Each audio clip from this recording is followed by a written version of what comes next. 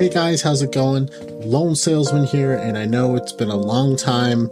It's been a very busy couple of months, but now I want to do a new episode for you guys talking about what it's like and how it's been living in Tokyo for the past 6 months, and also talk about some games I've been playing, and we'll talk a little bit about some TV and movies we've been watching.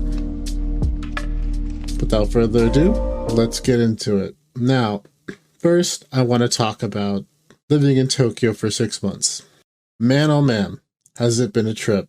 I don't know if you knew this before, but basically I was living in a different part of Japan, a very rural countryside part. I won't say specifically where. Basically, it's just in the Kyushu region, so somewhere near Nagasaki. And it was very quaint.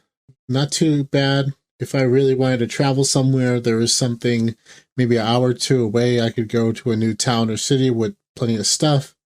Same thing if I wanted to go to the city, in Fukuoka, wasn't too far, Nagasaki, whatever. The food, the people, very nice, very great food. Everyone's very friendly, and most people are surprised to see a foreigner or American, for that matter, in their town. So many people would always ask, oh, what brought you here? Why are you here in Japan? How long have you been here? Stuff like that. People always ask those kind of questions. So, I've been to Tokyo a few times. Sometimes just for travel, some for business. And usually the experience is about the same. It's overcrowded places, overpriced food. I still have fun here and there, but it always was kind of a huge hassle for me going from different places and whatnot. So when I told my wife about moving, she was like, really? You're moving to Tokyo? That's completely other side of Japan. And, you know, her family was down there. So it was a big decision for us. But inevitably what it was is I had to take this new job, and it required me to move after a certain amount of time. So I decided to take it, and we moved. First few months, we were getting our feet planted, and it was a little difficult to figure out, okay, like, what train stations do I go to? This is like my path to go to work, or how we just go in places in general.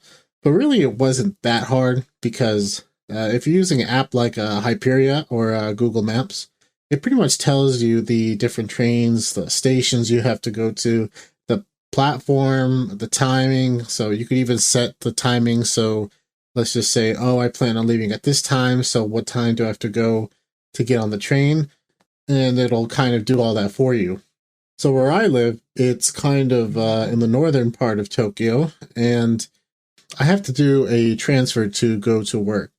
There's a main station, Nippori, where basically I can transfer to just about any line I want to, whether it's Metro or JR. The biggest thing I was fearing was the big morning and evening rush, which basically is us crammed together, or myself crammed into this train car with a bunch of people I don't know. We're during a pandemic where everyone may or may not have COVID, asymptomatic symptoms.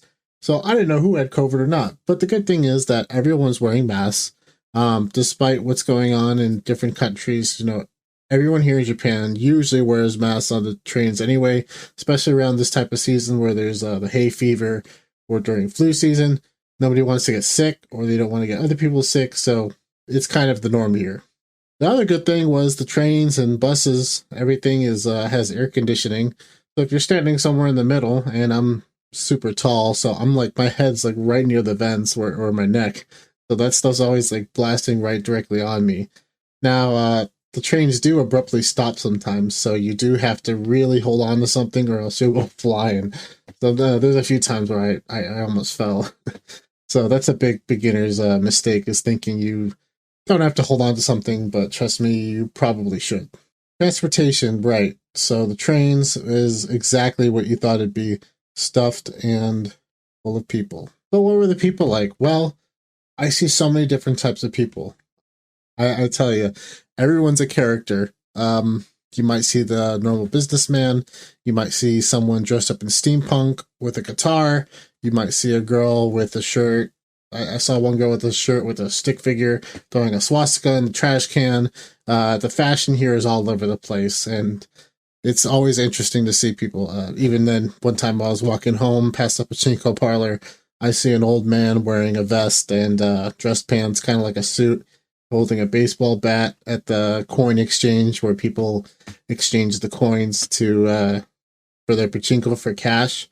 So yeah, there's so many different types of people, and everyone kind of just minds their own business for the most part. And normally, people won't go out of their way to bother you or get in your way. They may or may not say sumimasen or excuse me when they're moving past you. That's one thing I have a gripe with is getting on the trains. People will push you and not say anything and expect you to move. Not exactly something I like, especially if I'm in a bad mood. I definitely don't want to move or be pushed by a stranger. But sometimes it's easier to just go with the flow. So I would say the train systems and everything, it's super convenient. They are usually like 2 or 5 minutes apart from each other. So if you miss a train, really, there's no reason to run for it unless you're really on a tight schedule. They come so often, and the next train's probably going to be as packed as the other one. So there's no point in really like rushing to that train or waiting either way. You're probably going to get the same result depending on the time. So one thing I did was I downloaded an app on my phone, basically IC car. They use NFC signal. Pretty much scan the your phone ticket system, and then it'll charge your card or whatever balance you put on there. Really convenient. However, it does add up, so it would be probably better if you're using the train every day to get a commuter pass. However, those also are limited to the stations you traverse to, so you have to pick a endpoint, the start point and end point. So it's not like you can just go anywhere for free. Travel-wise, there's so many different parts of Tokyo. Just to name a few, we've gone from Shinjuku, Ebisu, Toyosu area, Odaiba, all these different places. They all have their own little even Harajuku. Every spot is so unique and has something for everyone. Of course, I've been to a lot of these places before, but now that I've actually live in Tokyo, I have way more time to spend in these different parts of Tokyo. So it's not like I only have to spend an hour or two. Now I can spend the whole day and kind of see what's going on. And I tell you, every time we go somewhere, there's always something going on. Like we just went to Skytree the other week, and we didn't even go to the Skytree. We were just going to a nearby park, and there's tons of people playing in this little river. And at the mall they had street performers and everything. They had a nice burger place. Everyone was just relaxing. It was a really nice area. Another time when we went to Ebisu, they were doing this huge Hawaiian festival at this the mall, the main mall, the palace, or I can't remember the name. They had a Tesla car out there. It's like we didn't really plan for any of this stuff, but really, if you go on a weekend, you're bound to run into something. Odaiba is so fun to go to, especially if you're a huge Gundam fan. Of course, you see the big Unicorn Gundam. We've gone during the nighttime and daytime. Even driving around, you could see the beautiful Rainbow Bridge light up. It was really fun. I went with some of my friends, DNZ, Zoe, and I've also gone with the family. All in all, I'll say Tokyo's been a very positive experience. Now, speaking of the people, going back to that, there are some strange people, and there are some people who may or may not get in your face, or we went to go see Thor, Love and Thunder, and we were just kind of standing around, and this guy was like, "Hey, you guys want to go to a strip club?" I'm like, my friend was a little bit more angry than I was, but I was like, "Look, man, we're not trying to go. I got a family. I'm trying to go home. It's Sunday, Other times you might see homeless people. They may or may not bother you.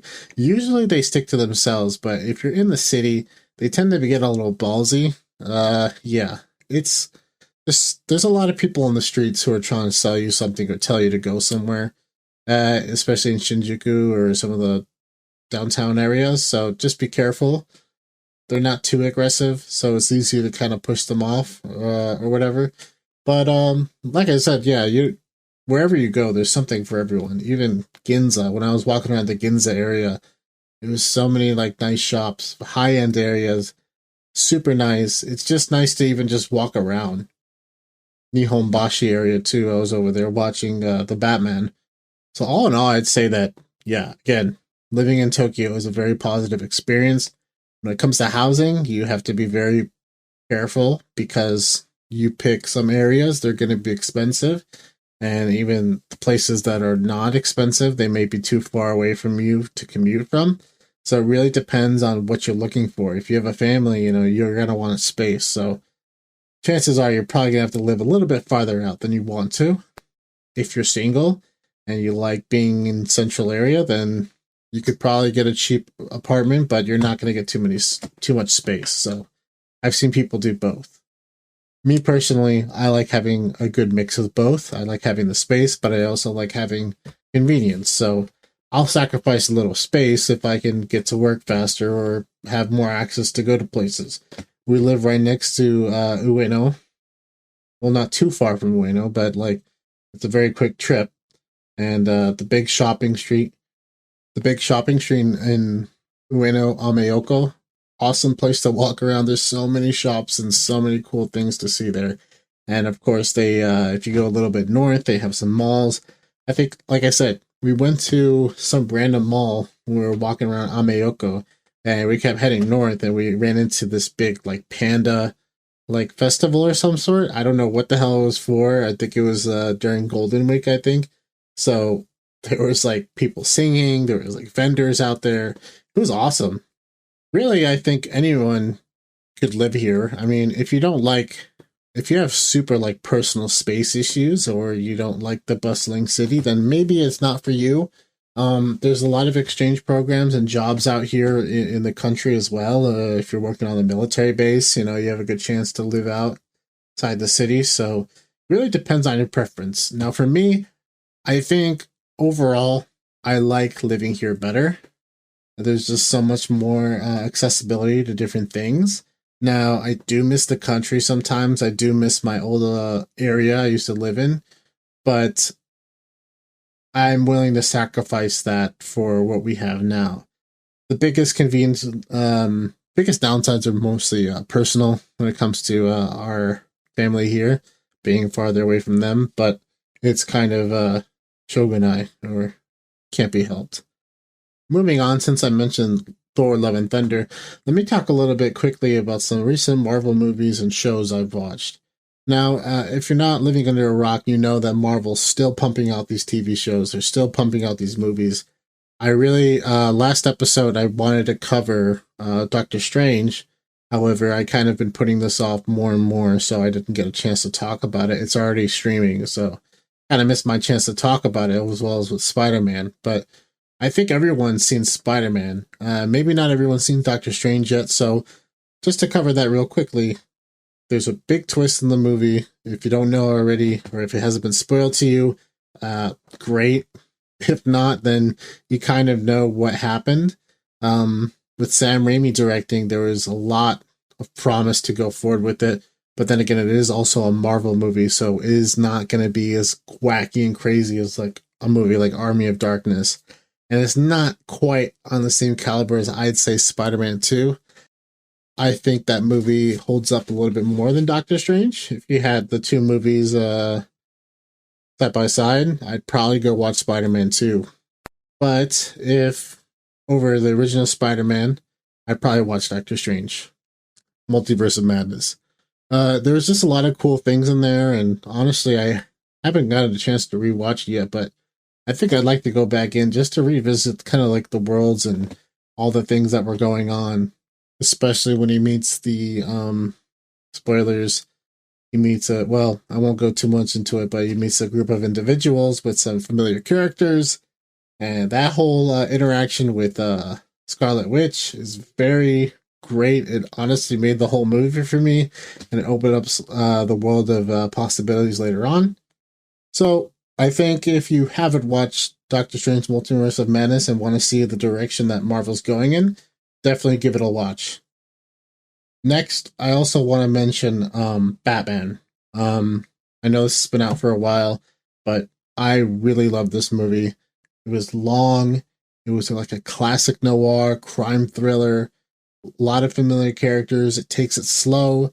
It takes in a direction we kind of haven't seen, but have seen in the past. I really thought that Robert Pattinson would have made a good like Batman Beyond versus a regular Batman, but I think him as the Batman in this universe is really interesting. The way they do his character, it's like okay, right off the bat, he starts as a violent, kind of an asshole, and he's kind of doing it for his own personal gains. Doesn't really care about saving people. I mean, that's more or less the kind of he's willing to save people, but that's not his real goal. He like you said, he's vengeance. He wants to take his anger out on these thugs and criminals on the streets. And without giving too much away, he has that real arc where he decides what his true motivations are as a hero or as the Batman. And like I said too about Doctor Strange, if you haven't seen the Batman or you've just heard of it, definitely go watch it. It's on probably streaming now. I think it's better on streaming since it's such a long film that you can kind of pause it or watch it in short takes if you don't have so much time. Not everyone has time to sit down for a 3-hour movie. Actually, when I got it, I had gotten my booster shot for COVID, so I had the day off afterwards, so I went to go see the Batman since I had the time. Between those two movies, though, it's almost like Marvel took a page out of DC, where it's like, okay, we're doing a little bit more darker take on the story. Doctor Strange Multiverse of Madness was not like a Marvel movie that I expect. Like, I would say it's on the same level as Infinity War Endgame, as dark as it gets, or at least the themes that happen. A lot of cool like visual stuff that happens in that movie.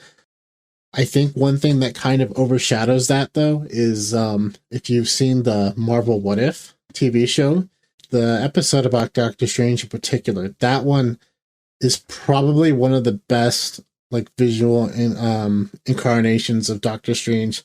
Now, I'm not a huge like Marvel buff. I don't know everything. I'm just kind of commenting on what I've seen so far. But, how far that goes versus how the movie goes is way beyond in the What If. But that's what it's for, right? The What If is kind of the extreme possibilities that we want to see. But it's hard to say because some of these things in What If do happen in the movies.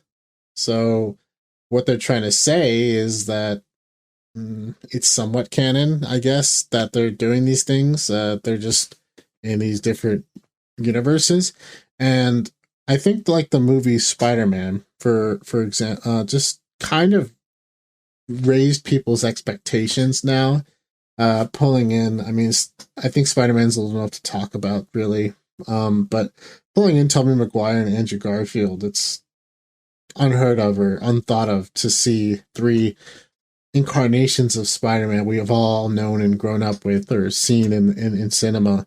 And it was really just fun to see them interacting with each other, and even seeing the villains interact with each other was just hilarious. So when people came to go see Doctor Strange, I feel like their expectations were more so how many cameos can we see versus what we can get for a story. And for the story aspect, I think the stuff with America Chavez could have been a little bit better. I didn't mind her. She's played a good character, but I wasn't really what I was interested in. I was more interested in Scarlet Witch and even Doctor Strange. Like, he had his arc as well, but really it was the Scarlet Witch movie for me that made it interesting. A lot of like crazy scenes were bland. I think it's definitely worth watching if you haven't seen it. I don't think it's good for kids particularly, but for young adults, I think, and above, definitely. Now, we just saw Thor: Love and Thunder, and another movie that kind of got mixed reviews, just like Doctor Strange, and I can kind of see why. Chris Hemsworth is a very funny actor, along with the other cast. Natalie Portman even kind of has some funny scenes. That was kind of to the movie's downfall because you had someone like Christian Bale. You had Christian Bale. He was a very serious role. Whenever he was on screen, the movie's tone just completely changed. Like every other scene was funny, witty, sarcastic, especially in the beginning. And then when Christian Bale comes in as the God Eater, very serious, very dark. He's kind of taking some pages out of American Psycho, where he just plays a complete sociopath slash trying to justify his actions. He's just totally unhinged, and it's great to see him. And sometimes it's a little goofy, but it's like almost if Christian Bale played Smeagol or something, but he's like a freaking murderer. It's really awesome, and even Chris Hemsworth makes fun of him a few times when they're fighting. They have this witty stuff, but the ending, man, just ticks. I think the ending is probably one of the most powerful scenes at the end. It just really takes it into a completely different direction than what you expected. Like I wasn't sure, and even my friend, he wasn't sure where it was going either. But after the aftermath of it was really interesting and a lot of fun scenes. I mean, if you don't like ad-libbing or kind of the sarcastic humor that sometimes even Guardians can have, then you might not like it. But if you're a fan of those types of ad-libbing and kind of fun, they kind of have a lot of fun with this movie, and it's weird because there's a lot of crazy serious scenes. Children get kidnapped, but it's also plays as a joke almost. So it's really weird how they handled it. There's even this stupid gag with these stupid goats. Like I got kind of tired of seeing them, but it almost makes you smile because it's just so stupid. It's like, really? So, I mean, I think if you kind of go in there with an open mind and don't expect some serious drama, I think you'll have fun with it. But they do the source material pretty well, and like I said, Chris Hemsworth he's great. Born to play that role for sure. I would say it's a good movie to go see with friends in the theaters if you're not afraid of COVID, or if you're wearing masks or whatever, taking the precautions. I think it's worth to see in the theaters for sure, just to get that crowd reaction too. We in Japan, they're very quiet, so you're not always gonna get that lively theater. When I went to go see Spider-Man on the military base, oh man, people were going nuts. They were screaming, going crazy over it. It was fun. It was funny. It was even funny because a kid was crying when at the end Toby gets stabbed by a Green Goblin. A kid was fucking crying, but obviously Toby's fine. But yeah, sometimes those theater crowds, man, I really miss that experience. And here in Japan, you won't get much out of people really. They're very quiet and they don't want to interrupt anyone or disturb anyone. So it's be kind of boring not getting that theater going experience. More or less just watching it with a bunch of strangers, which is fine. If you have a good group of friends, we were joking, saying stuff sometimes very quietly so no one else could hear us, but it made the movie better for me. Like, I don't think I would have enjoyed it watching it by myself versus with my friends. Or I would watch it with my wife, but with the kid, it's kind of hard to take her as well. So lastly, I want to talk a little bit about some TV shows I've been watching. The main show I've been watching that I've really been keeping up with, there's a few shows, but I'll only focus on a few. One show that I got finished watching was called Snowpiercer, which was a British show about, if you're familiar with the movie, it kind of picks up on that same premise where it's like the poor people, there's this train traveling around the world's frozen over, and there's no survivors. All the survivors are on this train. Basically, it's like a classism. You have this rich guy, Mr. Wilford, who created this train system. The rich have the best train cars. The middle class get they're the working class of the train, and they kind of have a nice system. and then the poor people who kind of raided the train and got on without tickets, they're all the way in the back. It's fully complete. There's about, I think it's 4 or 5 seasons, and it's a great series that expands on the story so far and with so many great characters. If you haven't watched it, or if you already kind of like the Snowpiercer movie and you wanted to see more of that, then I think it's a great show for sure. I won't say too much because there's a lot that happens. I won't say anything much about the show because the first and second season, there's a lot that's kind of revealed that kind of unwind everything. So definitely give it a watch if you have time. Next, I'll talk a little bit about the Marvel shows I've seen, and I'll leave the last one to the show that I really want to talk about. Talking about Moon Knight. We'll talk about that since that's been out a little bit longer, and then we'll talk a little bit about Miss Marvel. For Doctor Strange, WandaVision, you didn't have to watch it to watch Doctor Strange, but it probably would have helped a little bit more, but some people say it ruins it because WandaVision has a great ending, kind of, and then Doctor Strange kind of ruins it a little bit because she kind of, after all that, she kind of goes back and does all this stuff. There's a little bit of a teetering of what they should have done, but it's kind of hard because they're taking a lot of chances with these shows, especially like a show like Moon Knight, where I watched it with my wife and she kind of had a hard time following it. Even, you know, it was in English with Japanese subtitles, and there's some times where she kind of didn't know what was going on. The split personality thing, the stuff with the Egyptian gods. So you can kind of pick up on that, but that show took a lot of chances of probably being one of the more, again, another darker Marvel show adaptation. I mean, Moon Knight, but it's also pretty funny too. And a lot of people didn't quite follow or like it, but I think if you haven't watched it, you should definitely give it a chance now that it's fully complete.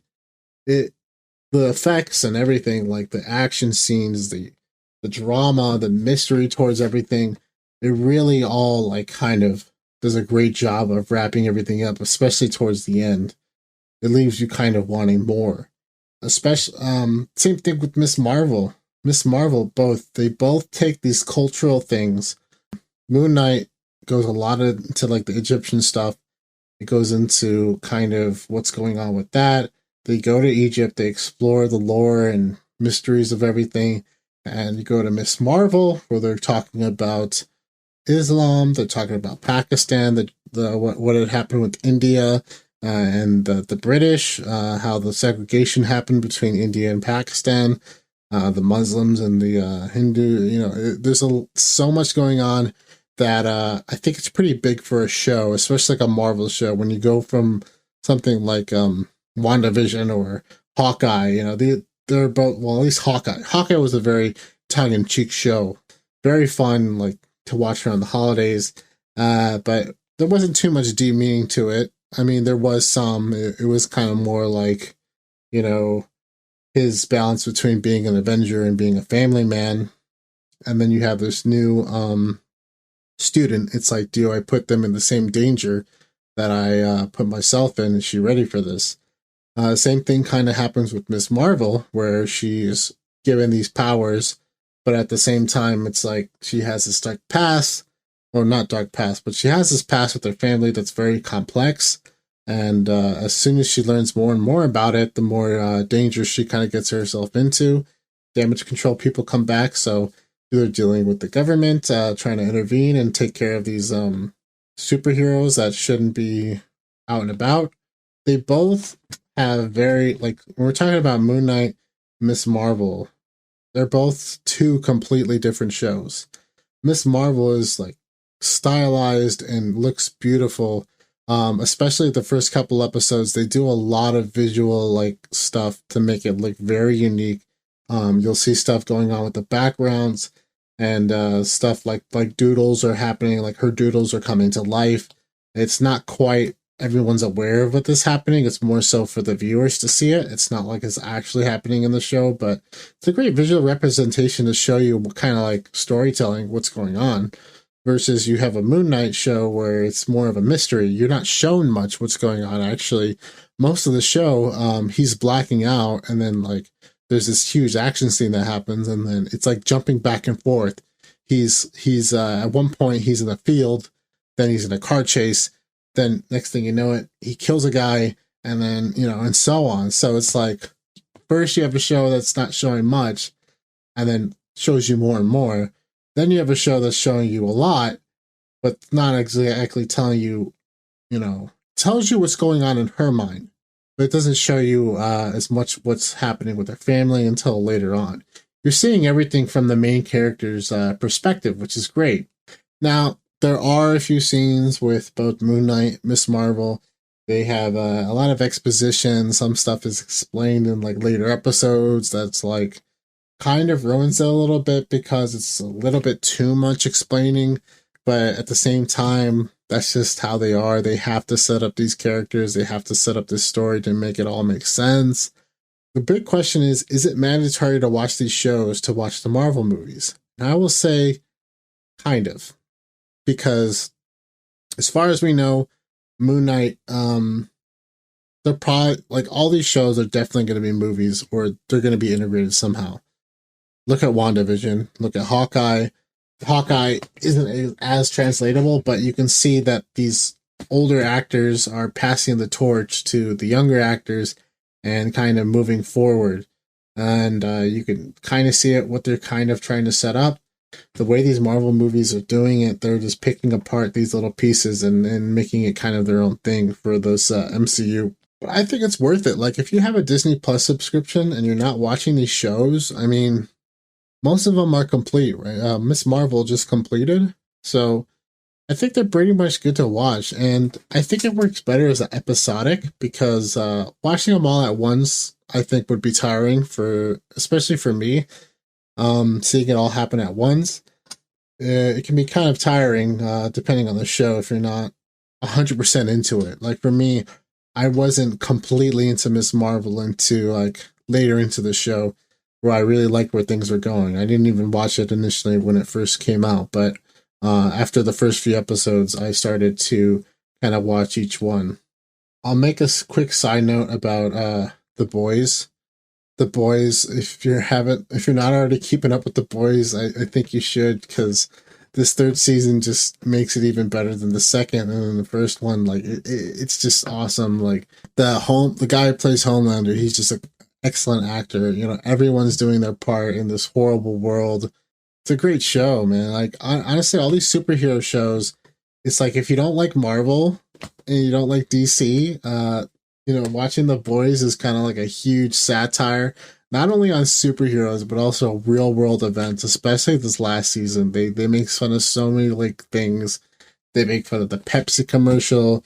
They make fun of fucking the Imagine cringe ass video from the pandemic.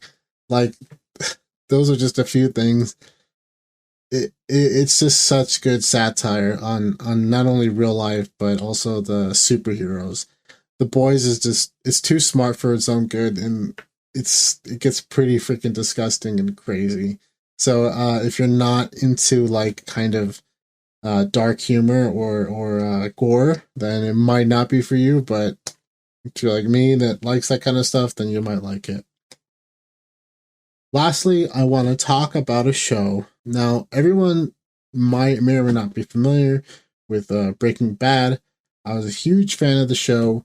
I've rewatched it quite a few times, and I'm not here to quite talk about that, but I've been watching the show Better Call Saul. Now, if you haven't watched Breaking Bad, you can still watch Better Call Saul. Either way, and honestly, by the end of this series, it may or may not be interesting to see it before or after, because they do have character. So Better Call Saul is a prequel to Breaking Bad. It's about this lawyer, Saul Goodman, or Jimmy McGill.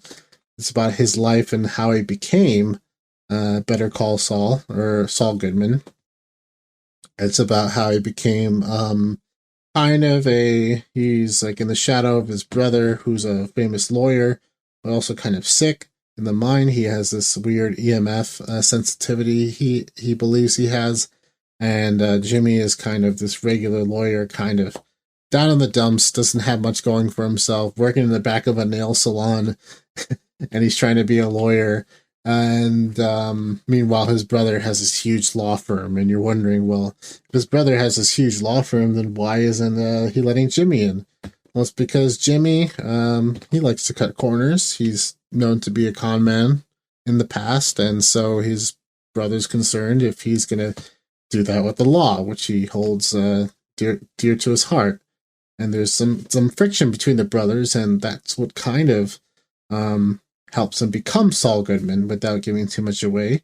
This evolution, I think, so when you're looking at Jimmy McGill, Saul Goodman versus Walter White, I think Saul or Jimmy has much better character arc, I'd say, because there's a lot more going on with his character and his side characters than what's going on with Walt. Now, one thing I'll say is with Breaking Bad, Walter White, Jesse Pinkman is probably one of the most stronger characters, I'd say, than both of the shows. Walter White, you kind of know where he's going, and he doesn't change much. I mean, he does change from kind of where he is in the beginning, but you could kind of see that in him from the start, especially from the first season. You see him become this monster, and same thing with Better Call Saul. It's like, well, the difference between those two is that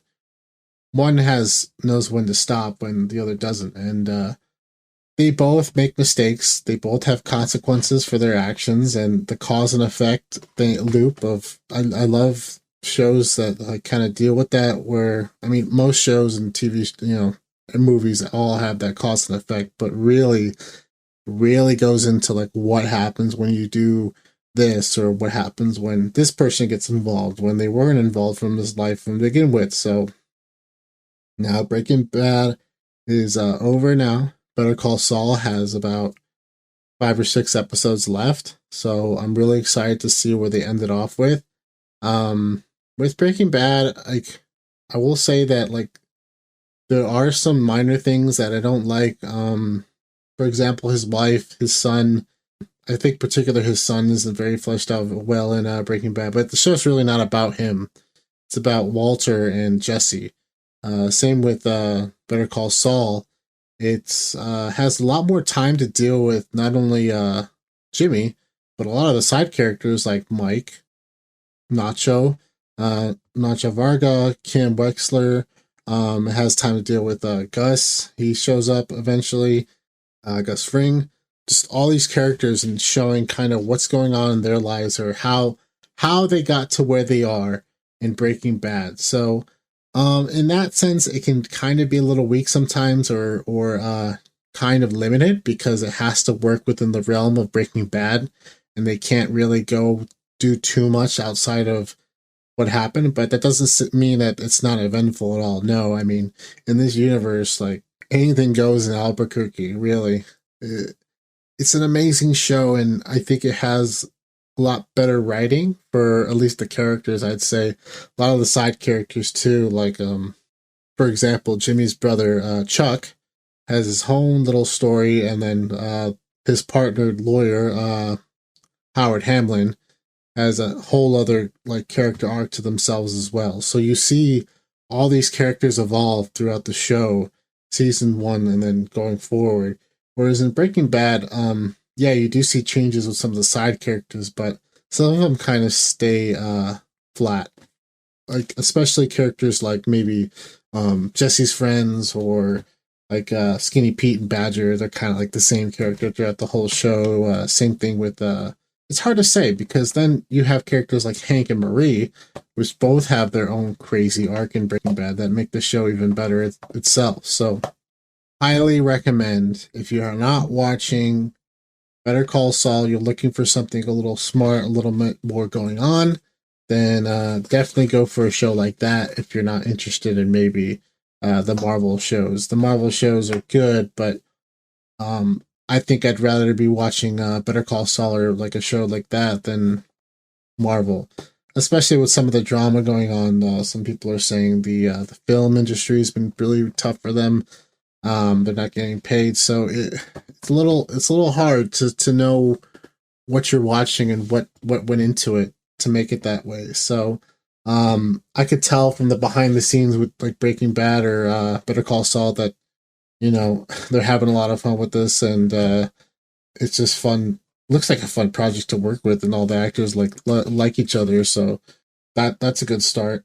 Last thing I want to talk about here is a game called Symphony of War: The Nephilim Saga.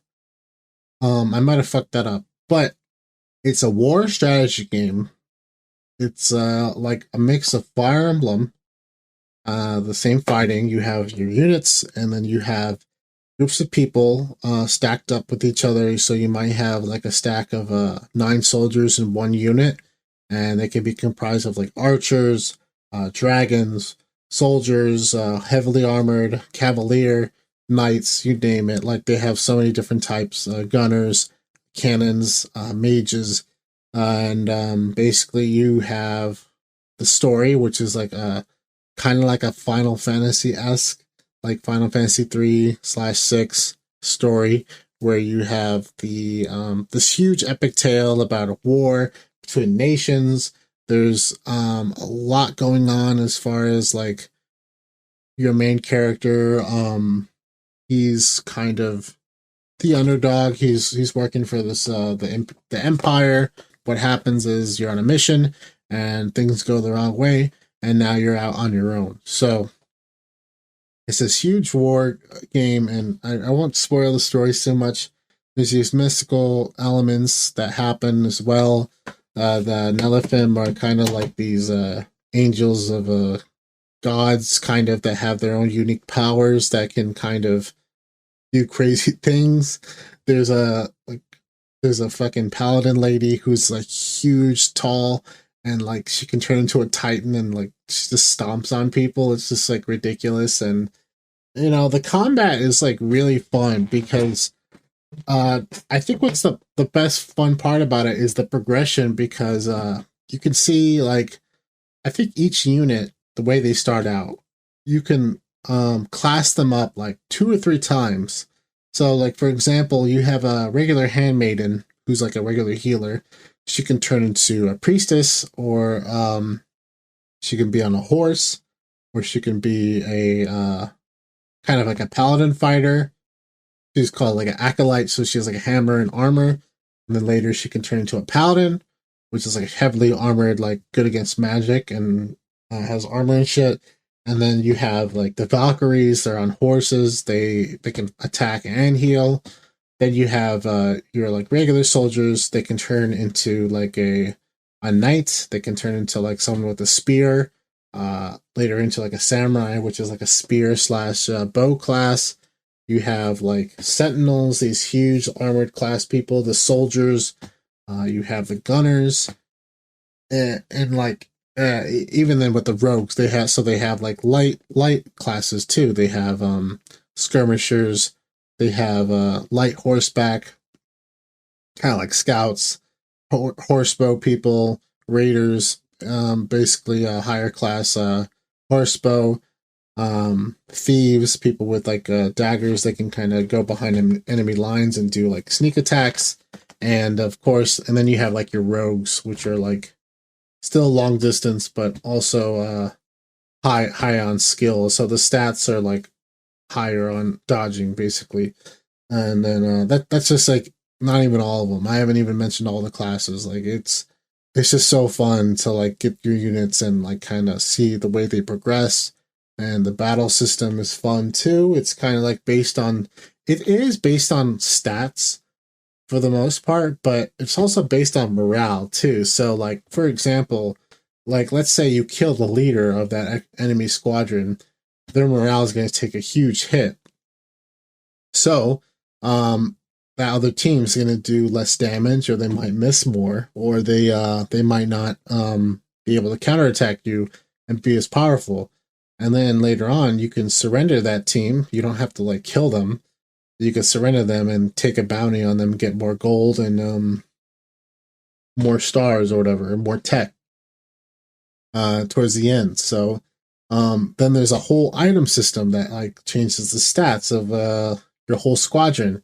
Maybe, but the counter thing is if you have more items, then you can put less. It puts more capacity on your team, so you can't hire as many soldiers within the squadron. So towards later the end game, I mean, you could have up to like 9 people in one unit, or 8 or 6 depending on the size. Like if you have dragons, they're a little bit larger, so you can't put like 9 people, but they count. They're pretty strong because they count for 2 people at least. So I had a lot of fun with this game. It was like 30 chapters. The replayability value is there. Not so much for the story, but for the combat and like the challenge, I'd say. Just really fun to play these battles out, and they never really get too boring. And you can kind of take, of course, you could take breaks and saving, but they never felt too much. With Fire Emblem, I kind of got tired like of doing the side activities and stuff. Like I'm on my 3rd playthrough, and I'm just kind of getting bored of doing the in between when you're in Garreg Mach, the main hub area, having to talk to people, having to do this and that, and recruit. It's so tiresome. I honestly prefer the older games because it's very simple, just like this game. You had your menu, you had you could class up people, you could give them extra experience, whatever. You could do an arena. So this game has an arena, so if you have lower level people, you can kind of train them and get more books to either class them up or level them up. So that was really great idea in my opinion, because that way you're not having to put weaker units out in the battlefield and risk them dying. They do have a permadeath mode. I did that my first time, and it was pretty fun. I did lose some people here and there, but no one important, I guess. So it was kind of fun to see that happen, and then it's like, oh shit, like I actually lost people. And sometimes they'd be units I actually used for a long time, and other times they were kind of people I didn't really care about. So it was kind of fun. It's like, that's the only thing I don't like about Fire Emblem, is because it's like you want to keep everyone alive because you know all these characters. So in this game, it's like you're more or less hiring like random soldiers. You do have main characters you want to keep, and they do have relationships and a bonding system that could use some work, but overall, like it's great, man. And that's another replayability value there, is you can see the different you can hook up different people with each other. So there's some fun stuff to do there. It was actually gifted to me by Josh. I wasn't expecting to buy this game, but it's really fun. So if you like strategy games, definitely check this game out. But anyway, that's it for me. So today we talked about living in Tokyo, some shows and movies we watched, and then we talked about Symphony of War and Nephilim Saga. The developers seem to have more happening, so happy to see more of that happen in the future. Anyway, about the podcast, it's been kind of difficult for me to be consistent with this kind of thing, and I plan on working more with OHMS on this, but to be honest, with the kid and work, it's been kind of difficult to record these things in between. But I hope that if you enjoy these, that I can get these out more. Often. If you're interested, hit me up on Twitter at thelonesalesman, or check out our website, OHMS Lounge at WordPress.com. We'll leave all the links in the description so you can see some of our other work. Anyway, until then, I'll see you guys next time. Bye. E.